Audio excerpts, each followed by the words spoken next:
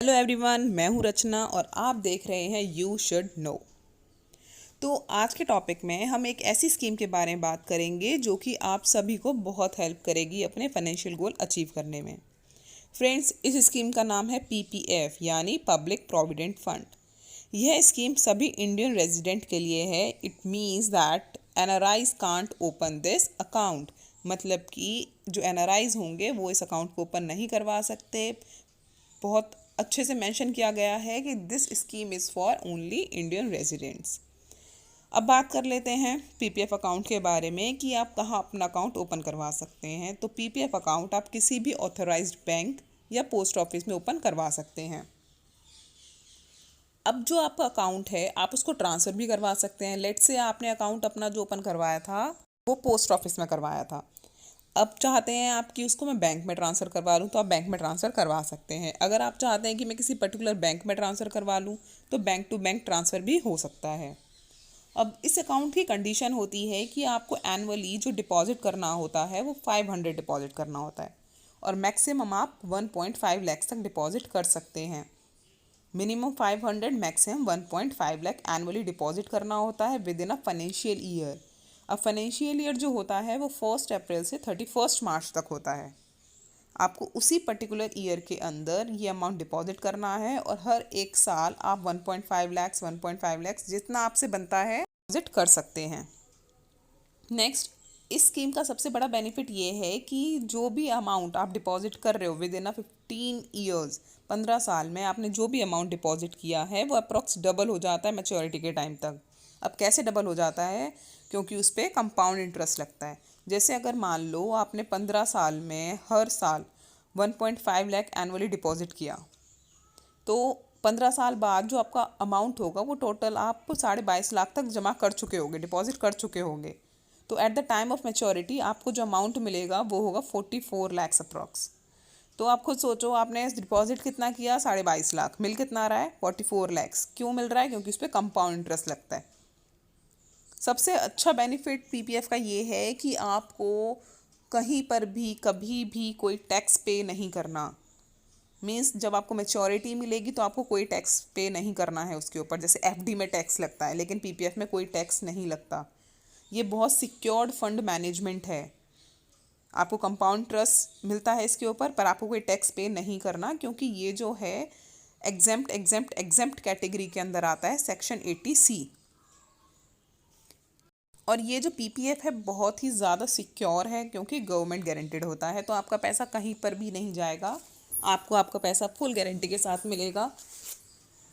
अब बात कर लेते हैं कि इस स्कीम में आप अपने मैच्योरिटी पीरियड को एक्सटेंड कर सकते हैं या आपको 15 साल बाद ही आपको पूरी मैच्योरिटी अपनी निकाल लेनी है। तो इस स्कीम में एक बेनिफिट और है कि आप अपनी मैच्योरिटी को, अपने टाइम पीरियड को, 15 साल वाले टाइम पीरियड को और भी एक्सटेंड कर सकते हैं। मीन्स एक बारी में आप उसको 5 साल तक एक्सटेंड कर सकते हैं। मतलब जैसे 15 ईयर्स कंप्लीट हो गए तो आप उसको और नेक्स्ट 5 ईयर्स के लिए एक्सटेंड कर सकते हैं। अब 20 ईयर्स हो गए तो फिर आप उसको और नेक्स्ट 5 ईयर्स के लिए एक्सटेंड कर सकते हैं। तो आप ऐसा कितनी बार भी कर सकते हैं। इसकी मैच्योरिटी एक्सटेंड करने का फ़ायदा ये है कि आपका जो मैच्योरिटी अमाउंट है वो बहुत तेज़ी से बढ़ता है, बहुत तेज़ी से बढ़ता है। जैसा कि आपको पता होगा कि कंपाउंड इंटरेस्ट को हम 8th वंडर ऑफ वर्ल्ड भी कहते हैं, राइट। तो आप सोच के देख सकते हैं कि आपका पैसा कितनी स्पीड में बढ़ता है। इसको हम एक एग्जांपल के साथ भी समझेंगे। Suppose that within 15 years you had deposit 22.5 lakhs.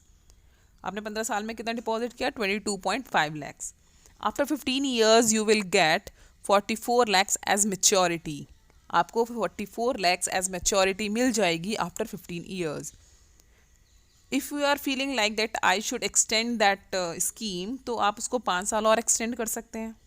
तो जो 5 साल में आप अगर हर साल 1.5 लाख कंट्रीब्यूट करेंगे तो इन टोटल आप उस 5 साल में लगभग 7.5 लाख कंट्रीब्यूट कर चुके होंगे। बट जो आपकी मैच्योरिटी होगी at the time of complete interval, मतलब 20 ईयर्स बाद जो आपकी मैच्योरिटी होगी दैट वुड बी 74 लैक्स।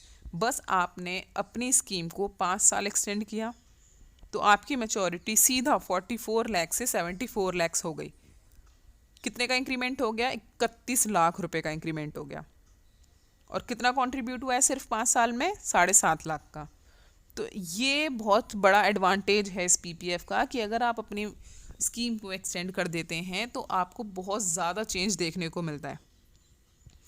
अब इसका एक और एडवांटेज आप उठा सकते हैं, जैसे कि अगर मान लो ये चीज़ फिक्स है कि जो पीपीएफ अकाउंट है एक पर्सन का एक ही अकाउंट हो सकता है, एक पर्सन मल्टीपल अकाउंट्स को ओपन नहीं करा सकता। तो आप इस चीज़ का एडवांटेज ऐसे उठा सकते हैं कि एक अकाउंट आप अपने नाम से ओपन करवा लो, एक अकाउंट अपनी वाइफ के नाम से ओपन करवा लो। अब क्या होगा, दोनों में हम कंट्रीब्यूट करेंगे पैसा, every year 1.5 lakh, every year 1.5 lakh. तो इससे क्या होगा कि at the time of maturity, अब देखो जब आप उसको 20 साल तक एक्सटेंड कर रहे हो तो आपको भी 74 लैक्स मिल रहे हैं, वाइफ को भी 74 लैक्स मिल रहे हैं।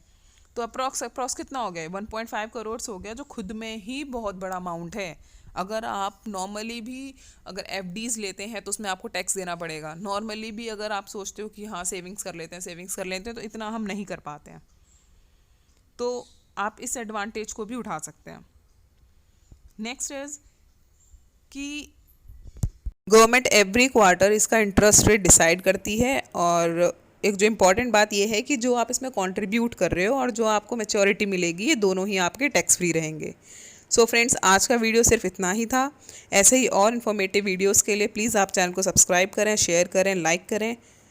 Thank you.